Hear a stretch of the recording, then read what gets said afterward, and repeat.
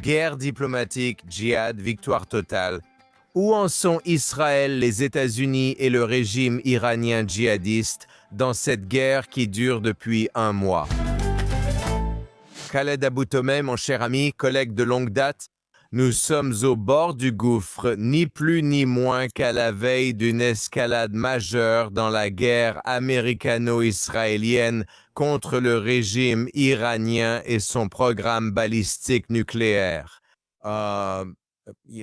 L'assaut contre le grand Satan, les États-Unis, le petit Satan, Israël, et, soit dit en passant, le nouveau Satan en Galabias, le Golfe. Les Satans du Golfe, comme il dirait, n'est-ce pas?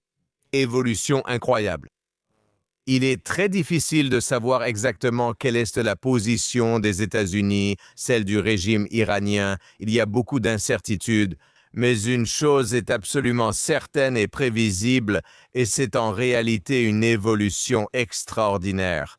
Et c'est la résolution Bahreïni aux Nations Unies, la première fois qu'un pays arabe musulman parraine une résolution contre un autre pays musulman aux Nations Unies, et il n'est pas fait mention d'Israël.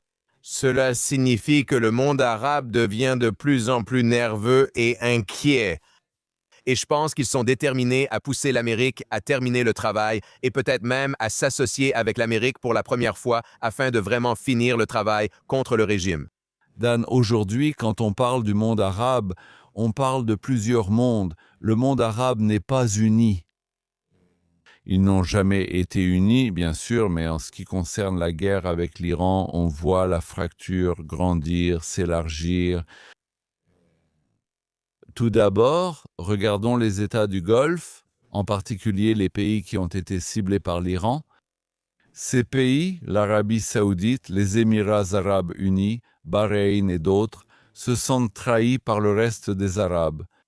Pourquoi? Parce qu'ils disent « Où sont les Arabes? Qu'ont-ils fait pour nous ?»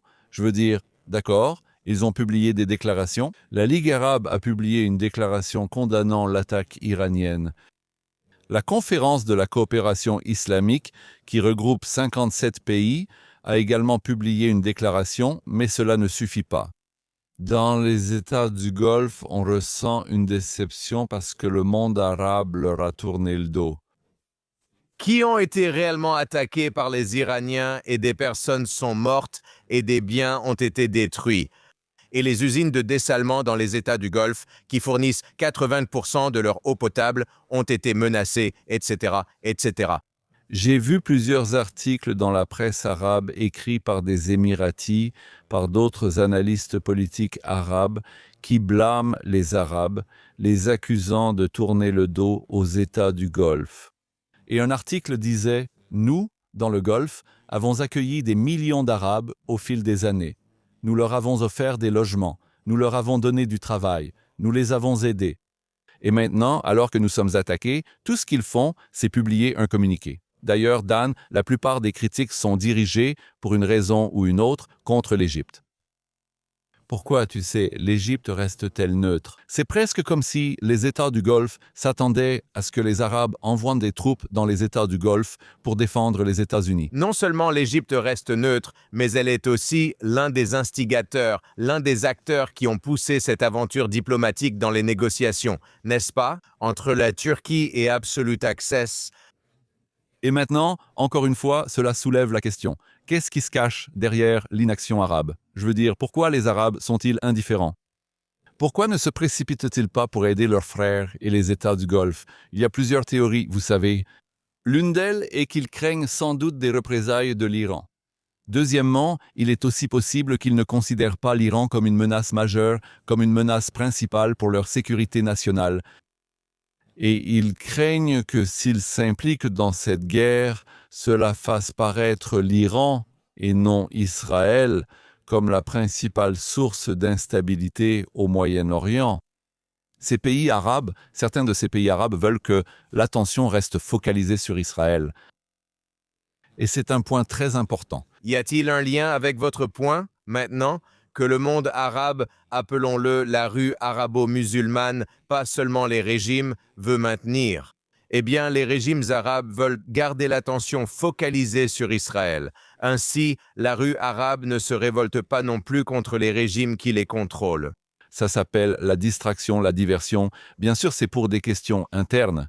C'est parce que c'est un moyen de détourner l'attention des problèmes internes. Ils veulent que la rue arabe et musulmane soit mobilisée contre Israël et l'Amérique. Parce que s'ils ne sont pas mobilisés contre Israël et l'Amérique, ils viendront vers vous, le dirigeant arabe, le dirigeant musulman, frapperont à votre porte, et Dieu nous en préserve, ils pourraient demander des réformes, la démocratie et un bon gouvernement. Et ça, c'est quelque chose que vous ne voulez pas leur offrir. Donc, vous voulez toujours qu'Israël soit au centre de l'attention du monde arabe et musulman. Maintenant, l'Iran est un problème. C'est un pays musulman. Et ces dirigeants arabes, je veux dire, vous savez, ils ne veulent pas être vus par leur peuple comme se battant contre des musulmans. Ça, c'est la première chose. Deuxièmement, ils ne veulent pas être alignés sur Israël et les États-Unis, ce qui est un très gros problème. Ils feront face à un retour de bâton de la part de leur population, de leur propre peuple. Voici donc quelques-unes des considérations des dirigeants arabes et la raison pour laquelle ils se contentent de faire des déclarations rhétoriques sans vraiment agir, vous savez, sans prendre de mesures pour aider les États du Golfe. C'est intéressant car c'est un effet boomerang. En réalité, cela rapproche les États du Golfe d'Israël et des États-Unis car ils savent désormais qu'ils ne peuvent pas compter sur leurs frères arabes. Nous verrons l'émergence de nouvelles alliances. Je n'exclus même pas la possibilité qu'ils se tournent vers des partenaires asiatiques, vers d'autres partenaires occidentaux. Nous nous dirigeons donc vers une fracture très sérieuse dans le monde arabe. Je pense que le monde arabe après cette guerre ne sera plus le même monde arabe qu'avant d'ailleurs. C'est une remarque fascinante, Khaled. Et cela me rappelle le contexte historique de la période moderne après la chute de l'Empire ottoman. Au début, dans la première décennie et demie du XXe siècle, ce qui a émergé dans notre région, c'est quelque chose qu'on a appelé le nationalisme arabe, le panarabisme. Et le mot-clé, le pilier du panarabisme, c'était l'unité arabe. Et ce que je vous entends dire ici, La solidarité arabe aussi, c'est le terme que les Arabes aiment utiliser. patriotisme, Tadaman al-Arabi, ce qui signifie solidarité arabe. D'accord, l'unité arabe aussi, oui, c'est aussi correct.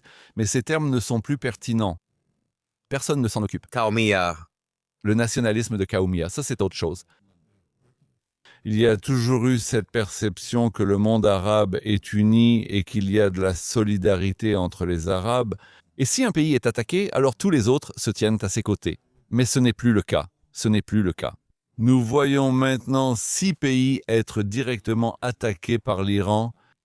Et vous savez, tout ce que la Ligue arabe peut faire, les 22 pays arabes, c'est simplement publier un communiqué de condamnation et retourner dormir.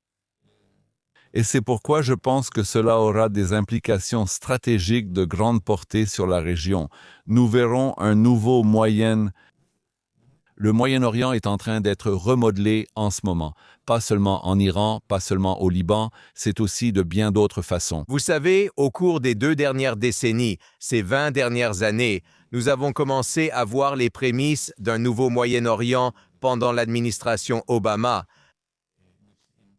Période durant laquelle le Royaume d'Arabie Saoudite était tellement mécontent du gouvernement des États-Unis sous l'administration Obama qu'il s'est davantage tourné vers Israël.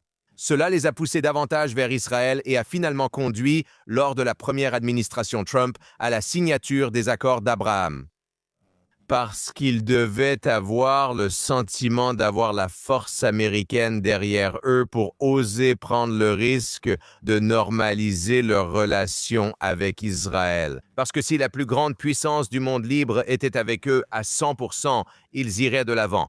Maintenant, on voit que c'est presque l'inverse qui se produit, comme si c'était le reflet opposé. Non seulement ils ont été dissuadés de se rapprocher d'une administration américaine plus libérale et passive, mais ils regardent aussi vers le monde arabe. Beaucoup des 57 membres de la conférence islamique, l'opération, la droite islamique, ce qu'on appelait autrefois la conférence islamique, maintenant appelée l'islamique. Je pense que c'est l'ICO. Oui, ou le CEO. Je ne me souviens plus. On parle de 57 États islamiques. Oui, 57 États islamiques et beaucoup d'entre eux, on ne peut pas compter sur eux pour agir. Maintenant, pourquoi? Pourquoi n'ont-ils pas agi? Parce qu'ils ne veulent pas être vus. Même s'ils savent que le régime iranien agit contre leurs intérêts, qu'il est le principal facteur de déstabilisation de la sécurité au Moyen-Orient.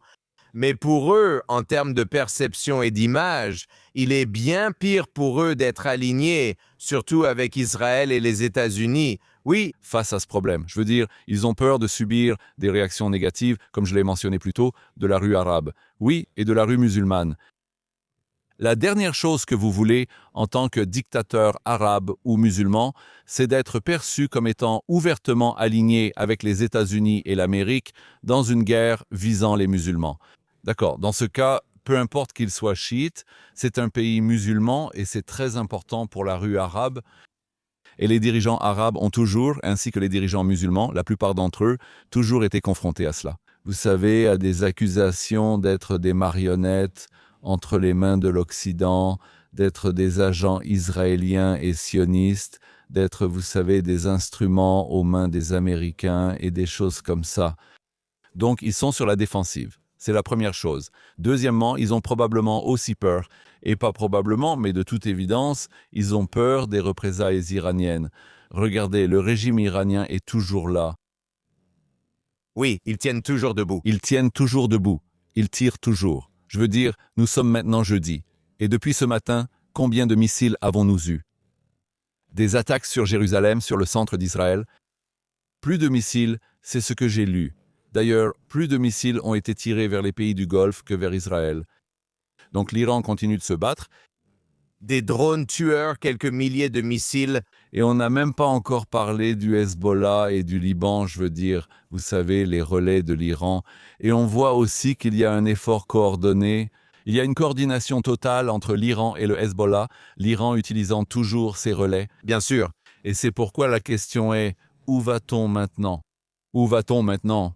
Je veux dire, d'accord, nous sommes un mois après la guerre et nous n'avons pas réussi à changer de régime. D'accord, ce n'est pas un objectif déclaré, mais je crois, et nous en avons déjà parlé, que vous savez, si vous voulez vraiment changer de régime, la seule façon d'y parvenir, c'est par une présence militaire sur le terrain.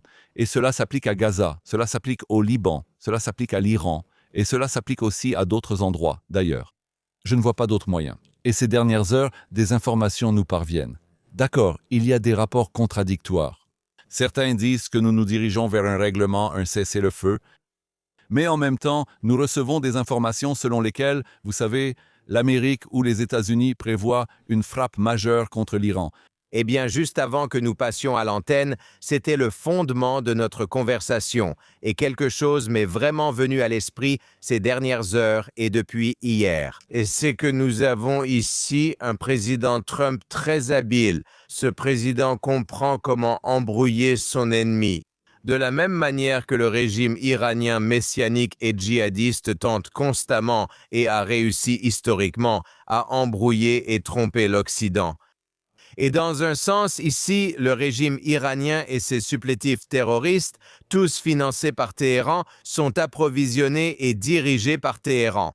Ils ont trouvé avec le président Trump un adversaire à leur mesure parce qu'ils n'arrivent pas à le cerner. Ils ne savent pas d'où il veut en venir. Il dit une chose puis agit à l'opposé. C'est exactement ce que représente le concept iranien de Ketman ou, en arabe, la taqiyya. Et intuitivement, il semble que le président Trump, qui n'était pas spécialiste de l'islam ni de l'histoire du Moyen-Orient ou du Proche-Orient, comprend intuitivement ce qu'il a écrit dans L'art de la négociation, son livre à succès. Et je viens justement de le relire l'autre jour, juste hier. Et il disait qu'il faut utiliser tout ce que l'on a comme levier contre son adversaire, qu'il appelle la personne assise de l'autre côté de la table de négociation, que ce soit l'Iran ou un éventuel accord commercial. Mais il considère ses interlocuteurs dans ces négociations commerciales comme des adversaires avant même qu'un accord ne soit conclu, afin d'utiliser tous les leviers contre eux, de les délégitimer, de les embrouiller et au final, peut-être parvenir à un accord. Et c'est ce qu'il a fait face au régime iranien. La question est, où allons-nous à partir de là? Si l'on prend le Liban comme exemple, regardez ce qui s'est passé avec le Liban. Le gouvernement libanais, dans une tentative de tenir tête au régime iranien, a expulsé le chargé d'affaires qui devait devenir l'ambassadeur. Shibani, pendant que le Hezbollah dit à Shibani « Ne bouge pas, ne quitte pas le Liban ». Pouvez-vous imaginer une situation dans laquelle un pays souverain, selon le droit international, est pleinement dans son droit d'expulser un ambassadeur pour comportement inapproprié? Et quel était ce comportement inapproprié? Shabadi est un agent des gardiens de la révolution islamique. Ce qui m'inquiète dans la stratégie ou les tactiques de Trump, c'est que même s'il a pris des mesures contre le régime iranien, vous regardez le Liban et Gaza et vous voyez que nous n'avançons pas. Je veux dire, qu'est-il advenu de la question du désarmement du Hezbollah? Qu'est-il advenu du désarmement du Hamas? Nous avons entendu beaucoup de menaces de l'administration Trump. Le Hamas doit se désarmer et il y a tous ces ultimatums, mais nous ne voyons aucun progrès à ce sujet. Eh bien, nous ne pouvons pas tout attaquer. Le problème est de savoir sur combien de fronts on peut agir en même temps. La question est, d'accord, je veux dire, mais allez-vous agir ou commencerez-vous à agir contre le Hamas et le Hezbollah une fois que vous en aurez fini avec l'Iran? Ou allez-vous simplement revenir à la table des négociations avec eux? J'ai déjà dit dans cette émission que négocier avec le Hamas et le Hezbollah pour qu'ils déposent les armes, c'est une perte de temps. C'est même une plaisanterie. Ces personnes ou ces groupes ne déposeront pas volontairement leurs armes parce que leurs armes sont au cœur de leur idéologie djihadiste. Sans leurs armes, ils cessent d'exister. Vous savez, c'est comme demander au Parti démocrate ou aux républicains de se dissoudre. Et c'est leur ADN. Leur ADN, c'est le djihad. Leur ADN, en fait, c'est ce qu'ils appellent la résistance. Comment le savons-nous? Ils le disent. Ils le disent, je veux dire, si vous lisez la charte du Hamas et que vous suivez les déclarations du Hamas, ils parlent de la lutte armée. Ils utilisent le mot armée, et le mot armée ne désigne pas seulement des pierres et des cocktails Molotov. C'est un djihad. Et le djihad est un djihad violent. Et je pense que, vous savez, une fois que nous en aurons fini avec le régime iranien, je ne sais pas comment ça va se terminer là-bas, mais il faut ramener l'attention sur le Liban et Gaza, parce que ces deux fronts sont encore, vous savez, très actifs, et ils représentent toujours une menace majeure pour Israël. Et nous devons rappeler à notre famille et à nos amis qui regardent l'émission que cela a été la stratégie du régime iranien, la République islamique, depuis 47 ans. Vous voulez subvertir, mobiliser et déstabiliser tous ces différents fronts qui semblent être des guerres et des conflits différents, mais ils font tous partie d'une seule stratégie intégrée. Exporter la révolution islamique à tout prix et que le régime doit survivre à tout prix. Et nous le voyons. Donc, ils cherchent à créer le chaos et l'instabilité. Oui. C'est leur stratégie. C'est ce qu'ils font. Et je pense que les États-Unis et même Israël devraient faire très attention à ne pas être entraînés dans une guerre d'usure, car l'Iran a une longue expérience des guerres d'usure. Les groupes terroristes, Hezbollah et Hamas, je veux dire, ils mènent une guerre d'usure depuis 47 ans. Je veux dire, eh bien, le régime iranien le fait depuis 1988, exactement. Et c'est pourquoi nous devons être très prudents. Cela fait partie de leur stratégie. Ils ont de la patience, quelque chose que les Occidentaux n'ont pas. Et je le répète sans cesse, quand vous leur parlez, ils citent généralement un verset du Coran qui dit « Dieu et Allah est du côté de ceux qui sont patients ». Et ils ont beaucoup de patience. Et ils disent « D'accord, vous savez, nous pouvons atteindre nos objectifs. Si nous ne les atteignons pas dans 10 ans, nous les atteindrons probablement dans 500 ans. Et si ce n'est pas dans 500 ans, ce sera peut-être dans 2000 ans. Mais tant que nous sommes sur la bonne voie et que nous avançons dans cette direction, que nous ne dévions pas de ce chemin, nous y arriverons. Il faut être persévérant. Il faut être résilient et ne pas abandonner. Concession, compromis, ces mots n'existent pas dans l'esprit des djihadistes. Les djihadistes sont concentrés sur leur mission, et rien ne les changera d'ailleurs. Je veux dire, quelle diriez-vous être la mission centrale du djihad à l'échelle mondiale? Propager l'islam dans le reste du monde, conquérir le monde et rétablir l'époque glorieuse de l'islam. C'est leur mission. Et convertir les non-musulmans à, de force. je veux dire, de force. D'abord, tu es censé les inviter à le faire. Mais tu sais, c'est le but ultime, rétablir le califat islamique, l'époque glorieuse du califat islamique. Les gens doivent se soumettre à l'islam. Les gens doivent faire partie de ce système islamique. Ils doivent accepter la charia parce qu'elle est pure. Nous sommes la vraie religion. Nous sommes l'exemple. Les autres sont, vous savez, des infidèles. Ce sont des non-croyants. Et nous devrions essayer de... Donc, il est intéressant de prendre ce que vous dites et de le formuler dans certains des termes que l'Occident entend du monde musulman, comme salam, par exemple. Beaucoup pensent que salam, shalom et paix sont identiques, mais dans l'islam, cela a une signification différente, n'est-ce pas? Cela veut-il dire soumission? Salam ne signifie pas nécessairement que nous vivons en paix et en harmonie. Cela veut dire que tu m'acceptes tel que je suis. Et si tu ne m'acceptes pas, il y aura un problème. Voyons voir. Rejoins-moi parce que j'ai raison. Tu as tort. Et c'est comme ça que ça doit être. Donc tu as raison. C'est comme ça que ces djihadistes le voient. Et nous l'avons vu avec Daesh, nous l'avons vu avec Al-Qaïda, nous l'avons vu avec le Hamas, le djihad islamique palestinien. Et si tu remarques, ils sont tous cohérents. Je leur reconnais le mérite d'être honnêtes, clairs et cohérents dans leur message, sans rien cacher. Ce n'est pas ambigu, c'est très clair. C'est leur objectif, rétablir le califat islamique. Nous sommes donc maintenant au bord du précipice pour ramener notre conversation à la situation actuelle. Nous sommes au bord d'un précipice entre une issue diplomatique potentielle qui semble peu probable et la possibilité d'une escalade majeure qui semble plus probable. Pourquoi est-ce que je dis plus probable? Comme je le disais il y a quelques minutes, la stratégie du président Trump est d'envoyer un plan en 15 points. Cela nous rappelle, son langage nous rappelle le plan en 20 points à Gaza face au Hamas, Qui n'a pas été mis en œuvre. qui n'a pas été mis en œuvre, n'est-ce pas? Donc, il présente un plan en 15 points très raisonnable pour tout partisan du consensus occidental. Il force et expose la réponse du régime iranien, qui est non, non, non, non, non, pas sur un article en particulier. Et ensuite, il émet ses propres exigences qui paraissent tellement farfelues. Numéro 1, la fermeture de toutes les bases militaires américaines au Moyen-Orient, la cessation de toute action américaine contre le régime. Vous savez à quoi cela nous fait penser? À la demande de Khalid, à la demande du Hamas, à la demande de Hazar. Absolument. D'accord. Revenons au 6 octobre C'est exact. 2023. Cela nous rappelle également quelque chose appelé l'accord d'Alger. L'accord d'Alger a eu lieu en 1980 après l'élection de Ronald Reagan le 20 janvier 1981, Et cela a déclenché un accord avec la République islamique.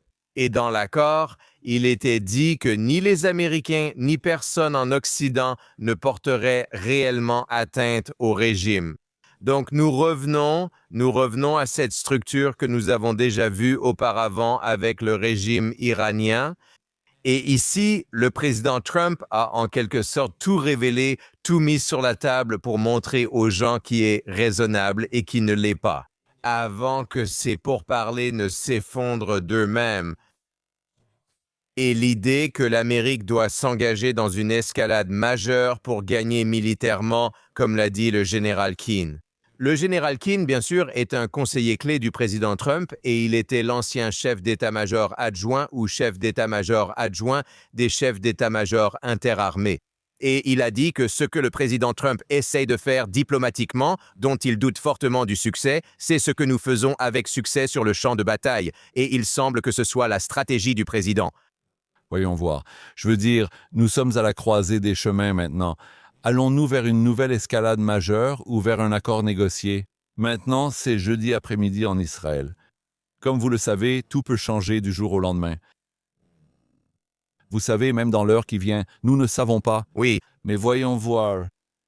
Au bout du compte, Dan, c'est une guerre contre une mentalité djihadiste. Les djihadistes, je veux dire, le régime iranien est un régime brutal. C'est un régime qui a opprimé son propre peuple. C'est un régime qui prend en otage des millions d'Iraniens. C'est un régime extrêmement anti-occidental. C'est un régime qui prône ouvertement l'élimination d'Israël. C'est un régime qui utilise plusieurs groupes terroristes comme relais au Moyen-Orient. C'est un régime qui représente une menace non seulement pour l'Amérique et Israël, mais aussi pour les Arabes et les musulmans. Et c'est pourquoi cette guerre doit se terminer par une victoire décisive. Il doit y avoir une victoire. La victoire implique un changement de régime. Et le changement de régime ne peut être obtenu que par une présence militaire au sol. Je ne connais pas d'autres moyens. Je ne pense pas que les bombarder depuis les airs, la mer ou d'ailleurs va changer le régime. Il faut renverser ce régime. Une fois que vous aurez renversé ce régime, cela aura un effet domino. Vous verrez le reste des groupes terroristes, les groupes terroristes soutenus par l'Iran, s'effondrer les uns après les autres. Cela ne se fera pas du jour au lendemain, mais il faut entamer le processus. Si vous voulez la stabilité et la sécurité au Moyen-Orient, cela commence à Téhéran. Khaled Aboutomeï, c'est tout ce qu'il y a à dire à ce stade. Merci infiniment. Une excellente conversation comme d'habitude. Et Al-Shakala Satlana, notre Moyen-Orient, continue de dévoiler et de révéler le vrai Moyen-Orient à nos amis, familles et collègues. Et espérons que ce sera un Moyen-Orient formidable, un Moyen-Orient meilleur. Oui, c'est ça. Voyons les choses en grand. Rendons sa grandeur au Moyen-Orient. Oui. Redonnons sa grandeur au Moyen-Orient. À nouveau. Voilà. Merci beaucoup, Khalid. Merci.